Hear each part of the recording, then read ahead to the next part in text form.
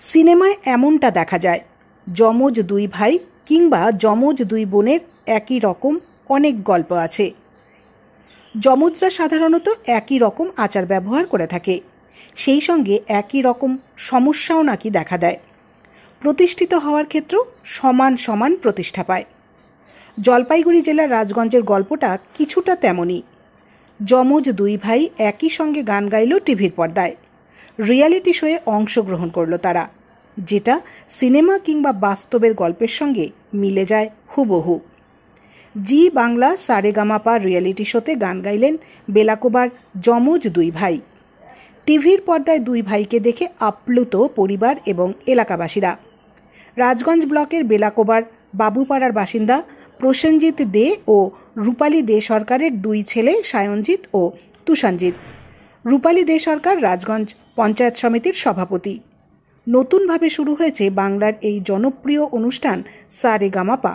সেখানে মেগা অডিশনের প্রথম রাউন্ডে গান গাওয়ার সুযোগ পেয়েছে এই দুই ভাই। সোমবার সেই দুইজনকে তাদের বাড়িতে গিয়ে সংবর্ধনা দিলেন রাজগঞ্জের বিধায়ক খগেশ্বর রায়। সঙ্গে জলপাইগুড়ি জেলা পরিষদের সদস্য রণবীর মজুমদার ও রাজগঞ্জের সমাজসেবী অরিন্দম বন্দ্যোপাধ্যায়ও উপস্থিত ছিলেন। আজ সংবর্ধনা দিয়ে বিধায়ক খগেশ্বর রায় বলেন, জনপ্রিয় গানের অনুষ্ঠানে গান করার সুযোগ পেয়েছে আমাদের বেলাকোবার গর্ব দুই যমজ ভাই। গতকাল তাদের দুজনকে টিভির পর্দায় গান গাইতে দেখেছি, দেখে খুব ভালো লাগছে। তাদের গান গাইতে দেখে আমরা খুব আপ্লুত, তাই দুই ভাইকে ফুল ও মিষ্টি খাইয়ে সংবর্ধনা দিলাম। এ বিষয়ে দুই ভাই সায়নজিৎ ও তুষানজিৎ জানায়, কোচবিহারে প্রথম অডিশন দিয়েছিলাম, তারপর আরও 5 বার অডিশন দিয়ে আমরা টিভিতে সারেগামাপার প্রথম রাউন্ডে আসতে পেরেছি। খুব ভালো লাগছে। সারেগামাপার কর্মকর্তা থেকে শুরু করে গ্রুমার ও মিউজিশিয়ানরা খুব সাহায্য করেছেন। প্রথম টিভি রাউন্ডের পরে আমাদের অপেক্ষায় রাখা হয়েছে। আমরা আশাবাদী খুব শীঘ্রই সুযোগ পাব। সকলের আশীর্বাদে আমরা অনেকটা এগিয়ে যেতে পারবো। খুবই ভালো লাগছে, এতটাও এক্সপেক্ট করিনি। আমরা ফার্স্ট অডিশন দিয়েছিলাম কোচবিহারে 31 মার্চে। তো তখনও আমাদের কোনো এক্সপেকটেশন ছিল না যে আমরা এত দূর আসতে পারবো। তারপর আরও 5টা অডিশন দিয়ে তারপর ফাইনালি আমাদের টিভি রাউন্ডের ফার্স্ট লেভেলে আমরা অডিশন দিই। তো নার্ভাসনেস একদমই হয়নি, নিজের বেস্ট দিয়েছি। আপাতত হোল্ডিং জোনে আছি, দেখি পরবর্তীকালে কী হয়। ভালো মতো করতে হবে, এটাই হচ্ছে মেন মোটো। গ্র্যান্ড অডিশন লেভেল 1 ভালো লাগছে। ভেবেছিলাম নার্ভাসনেস হবে, একটু প্যানিক করবো, বাট সেরকম কিছুই হয়নি। জাজেসরা খুব সুইট ছিল। ইভেন আমরা আমাদের প্রথম গান এই মেঘলা দিনে একলাটা গেয়েছিলাম। তারপরে জাজেসরা মনে করেছেন একটু টেস্ট নেবে। তারপর আমরা কৈলাশ খেরজির সাইয়াটা গিয়েছি, আপনারা হয়তো দেখেছেন। তারপরে জাজেসদের সিদ্ধান্ত যে আমাদের হোল্ডে রাখা হয়েছে, আপনারা দেখেইছেন। তো কম্পিটিশন খুব বেশি ওখানকার। সো কম্পিটিশনটাকে মাথায় রেখে ভালো মতো আরও গাইতে হবে। আপনারা দেখবেন, পাশে থাকবেন এবং আশীর্বাদ করবেন। প্রথমবার গিয়েছিলাম, ভেবেছিলাম যে অনেক রকম মানে বাধা আসবে, বাট সেরকম কিছুই না।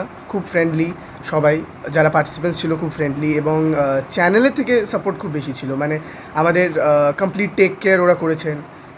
গানের দিক দিয়ে যারা গ্রুমার্স ছিল, মানে এভরি বেট ওরা ধরে ধরে আমাদেরকে শিখিয়েছেন। সো মানে মিউজিক দিক থেকে দেখতে গেলে প্রচণ্ড হেল্প আমরা পেয়েছি সারেগামাপার মঞ্চ থেকে, এবং অনেক কিছু শিখতে পেরেছি। আমরা মেন মোটো কম্পিটিশনটা মাথায় রেখে যাইনি, আমরা শিখতে গিয়েছিলাম।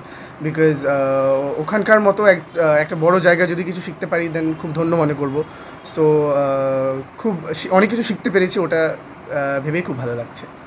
যেখানে আমরা এসেছি নিশ্চয়ই আপনারা দেখেছেন, টিভিতে দেখেছেন, গতকাল রাত 8:30টায় জি বাংলা সারেগামামা যে এটা অনুষ্ঠান হয়েছিল, সেখানে রাজগঞ্জ বিধানসভার অন্তর্গত আমাদের শিকারপুর অঞ্চলে তার বাবার নাম হচ্ছে প্রসেনজিৎ এবং তার মা হচ্ছে রূপালী দে, আমাদের পঞ্চায়েত সমিতির সভাপতি।